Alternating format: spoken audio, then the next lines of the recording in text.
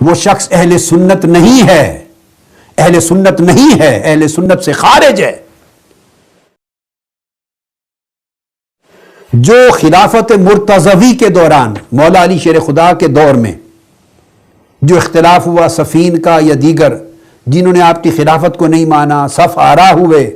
آپ کے مد مقابل ہوئے، جو اس میں مولا علی شیر خدا کو حق پر نہ جانے اور سمت مخالف کو غلط نہ جانے، وہ اہل سنت ہی نہیں ہے۔ امام ابو الحسن اشعری سے لے کر امام ماتریدی تک، امام طحاوی تک، امام نصفی تک، اور آج شیخ عبدالحق محدث دہلوی اور ہمارے اکابر تک 1400 سال، امام بہقی تک الاعتقاد، امام شہرستانی، الغرض 1400 سال میں عقیدہ اہل سنت پر جو کتاب لکھی گئی ہے، یہ بات میں بتا رہا ہوں بڑے وثوق کے ساتھ، 1400 سال میں عقیدہ اہل سنت پر جو کتاب لکھی گئی،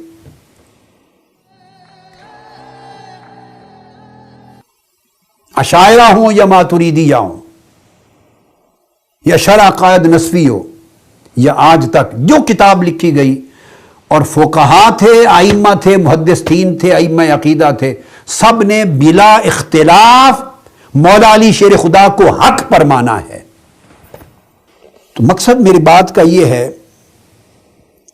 کہ مولا علی شیر خدا رضی اللہ تعالیٰ عنہ اب اس سچویشن میں وہ بیان کر رہے ہیں، جو بات توجہ طلب ہے وہ یہ ہے، وہ فرماتے ہیں کہ جو لوگ، ایک طبقہ ہوگا جو میری محبت کے باعث گمراہ ہو جائے گا، حق چھوڑ دے گا، ایک میرے بغض کے باعث گمراہ ہو جائے گا۔ اب سوال پیدا ہے، یہ ہوتا ہے کہ وہ ان کی محبت والا گروہ کون سا تھا؟ وہ گروہ تھا جو اس وقت ان کے ساتھ تھا، اور جن کی طرف اشارہ فرما رہے ہیں کہ جو میرے بغض کے باعث گمراہ ہو جائے گا، وہ اشارہ فرما رہے ہیں خوارج کی طرف، جو آپ کے لشکر سے نکل گئے، جو تحکیم کو نہیں مانتے تھے، اور انہوں نے مولا علی شیر خدا پر کفر کا فتویٰ کیا اور آپ کے خلاف جنگیں شروع کر دی۔ یہ نہج البلاغہ کے خطبے کے عنوان میں بھی خوارجین کا ذکر آیا ہے، اس خطبے کے ٹائٹل میں بھی واضح طور پہ نشاندہی کر دی۔ ایک طبقہ وہ ہے آپ سے محبت کرنے والا، جو شیعان علی کہلاتے ہیں، جو آپ کے ساتھ ہیں، اس وقت وہ اہل سنت ہی تھے، اس وقت تمیز نہیں تھی اہل سنت اور اہل تشیع کی، سنی شیعہ کی تمیز نہیں تھی، وہ سب صحابہ کرام تھے اور تابعین تھے، مگر آپ کے محب تھے۔ اب سوال یہ پیدا ہوا، یہ جب آپ نے فرمایا میری محبت کی وجہ سے ایک گروہ گمراہ ہوگا اور میری محبت کا افراط اسے حق چھوڑ کر گمراہی تک لے جائے گا، وہ اشارہ کس کی طرف ہے؟ وہ یہ فرما رہے تھے کہ میری محبت کے افراط میں دشمنان صحابہ نہ بن جانا، گمراہ ہو جاؤ گے۔ میری محبت کے افراط میں دشمنان صحابہ نہ بن جانا، گمراہ ہو جاؤ گے۔ یہی ہوا، یہ ساری تاریخ جو بنی حب علی کے افراط میں بنی، اور جو جو افراط بڑھتا گیا، زیادتی بڑھتی گئی، صحابہ کرام پر طعن و تشنیع چلتی رہی۔ اس سے مولا علی شیر خدا نے منع فرمایا تھا کہ میری محبت، اے میرے لشکر، اے میرے حمایتیوں، اے میری محبت میں میرے ساتھ لڑنے والے، مجھے حق پر سمجھنے والوں، میرے ساتھ تلواریں نیام سے نکال کر چلنے والوں، کہیں ایسا نہ ہو کہ آنے والے وقت میں جب اختلافات بڑھیں، آپ دیکھ رہے تھے بنو امیہ کا دور شروع ہو چکا تھا اور ہونے والا تھا، کہ بنو امیہ کے دور میں چھوکرے، بنو امیہ کے لونڈے، جن کو آقا علیہ السلام نے فرمایا اغیلمہ من قریش، اباش لڑکے، اور اس دور کے خطیب اور اس دور کے کئی لوگ غیر محتاط، زبان دراز، وہ سیدنا علی شیر خدا کو سب و شتم کریں گے، اہل بیت اطہار کے خلاف زبان درازی کریں گے۔ دیکھ رہی تھی نگاہ علی، نگاہ مرتضیٰ دیکھ رہی تھی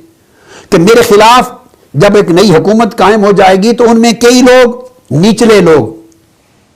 سب و شتم کریں گے، مخالفت کریں گے، میرے فضائل اور مناقب پر پابندی ہوگی، اہل بیت کی شان کے خلاف بولیں گے، اور یہ بڑھے گا۔ بنو عباس میں بھی یہی ہوا، بنو امیہ میں تو اوپنلی ہوتا تھا،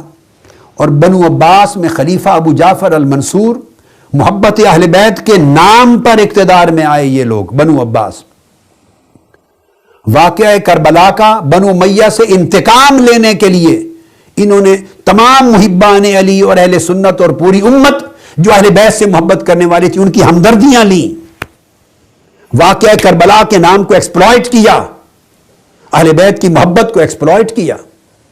اکٹھا کیا اور کر کے اقتدار میں آئے بنو عباس، اور پھر مارا. 1.25 لاکھ یا اس سے بھی زائد لوگ قتل کیے تاکہ اعتماد بیٹھ جائے کہ یہ اہل بیت کے محبت کرنے والوں کی حکومت آ گئی ہے. اور لوگوں کو دھوکہ دینے کے لیے اپنا لباس بھی، جبہ بھی کالا رکھا. بنو عباس کے خلفاء کالا لباس پہنتے، امامہ بھی کالا رکھا، جھنڈا بھی کالے رنگ کا رکھا. یہ بنو عباس کے خلفاء جب آئے، چونکہ ایکسپلائٹ کیا تھا محبت اہل بیت کا نام، لیکن جب مستحکم ہو گئے، ان کی جڑیں مضبوط ہو گئی، یہ حکمران اور سیاست دان جو اصل سیاست دان ہوتے ہیں وہ کسی کے مخلص نہیں ہوتے. جب ان کی جڑیں مضبوط ہو گئی، حکومت مستحکم ہو گئی، تو پھر بنو امیہ نے تو ایک امام کو شہید کیا تھا، امام حسین کو کربلا معلی میں. حضرت محمد بن حنفیہ اور نفس زکیہ کچھ لوگ نکلے تھے، مگر جب بنو عباس کی جڑیں مضبوط ہو گئی تو اہل بیت کا نام لے کر اقتدار پہ آنے والوں نے کئی ائمہ اطہار اہل بیت کو شہید کیا. مدینہ طیبہ سے لے گئے امام موسیٰ کاظم کو اور کئی ائمہ کو قید کر کے کئی لے گئے بغداد، کسی کو قید خانے میں رکھا، کسی کو شہید کر دیا، کسی کو زہر پلا دیا. امام علی رضا کو قید خانے میں طوس میں ایران میں رکھا اور وہیں شہید ہو گئے. یہ بنو عباس کا وتیرہ تھا. چونکہ اہل بیت کے خلاف بنو امیہ کے اندر یہ عمل شروع ہوا، بغض کا، مخالفت کا، سب و شتم کا، اور اسی کو یوٹیلائز کیا بنو عباس نے اور ائمہ اطہار اہل بیت کو شہید کیا. اب وہ خاص میں وضاحت کر رہا ہوں کس طرح اشارہ فرما رہے ہیں مولا علی شیر خدا. فرما رہے ہیں چونکہ ان کو خطرہ تھا اہل بیت سے، چونکہ خلافت امام حسن مجتبی نے مصالحت کی تھی حضرت امیر معاویہ سے، اور اس مصالحت کے تحت خلافت پھر واپس امام حسن مجتبی کو جانی تھی، نہ ہو سکا. یزید لعین کی جانشینی ہو گئی، کسی کو خبر نہ تھی، اور حضرت امیر معاویہ تصور بھی نہیں کر سکتے تھے چشم خیال میں کہ یہ بدبخت اتنا بدبخت ہوگا کہ واقعہ کربلا تک جا پہنچے گا. وہ فاسق تھا، فاجر تھا، شرابی تھا، بدکار تھا، ساری خرابیاں ضرور تھیں، مگر یہ تصور کوئی نہیں کر سکتا تھا کہ نوبت یہاں تک آئے گی کہ امام حسین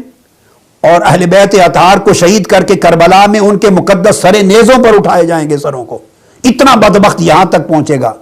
ان کی شہادت سے، ان کے خون سے بھی اپنا منہ رنگنے سے باز نہیں آئے گا. یہ تصور کوئی نہیں کر سکتا تھا. انہوں نے منع بھی کیا تھا ان سے تعرض نہ کرنا، ان کے ساتھ سخت رویہ اختیار نہ کرنا، مگر وہ بدبخت، فاسق، منحرف، نافرمان، ہر ایک کا نافرمان تھا. چونکہ اتنا بڑا واقعہ پیش آیا تو رد عمل ہوا، اہل بیت کی محبت اور دلوں میں بڑھی اور رد عمل ہوا. پھر بنو عباس میں ائمہ اطہار شہید ہوتے گئے، رد عمل بڑھتا گیا. اس رد عمل کی طرف اشارہ کر رہے ہیں مولا علی شیر خدا کہ دیکھو اہل بیت اطہار پر مظالم ہوں گے، جبر ہوگا، وہ قید ہوں گے، شہید کیے جائیں گے، جلا وطن کیے جائیں گے، بڑا ظلم ہوگا، مگر تم میری محبت کی وجہ سے افراط کا شکار ہو کر کہیں ان مظالم کی بنیاد پر ایسے رد عمل میں نہ چلے جانا کہ تم اصل ظالموں کی گرفت کرنے کی بجائے صحابہ کرام پر زبانیں کھولنے لگ جاؤ اور خلفائے راشدین پر زبانیں کھولنے لگ جاؤ اور وہاں تک جا پہنچو جو آقا علیہ السلام کے محبوب تھے، مقرب تھے، جو حضور علیہ السلام کے جانثار تھے، جو تاجدار کائنات کے سچے وفادار تھے، جو میرے بھائی تھے، ہم نے مل کے زندگیاں گزاری تھی، ہجرت کی تھی، جہاد کیے تھے، تن من دھن لٹائے تھے، کہیں ان پر تمہاری زبانیں نہ کھل جائیں. کہ ان کی گستاخی نہ کرنے لگو، ان پر تان نہ کرو، ان پر سب و شتم نہ کرو، خلفائے راشدین تمہارا ٹارگٹ نہ بن جائیں۔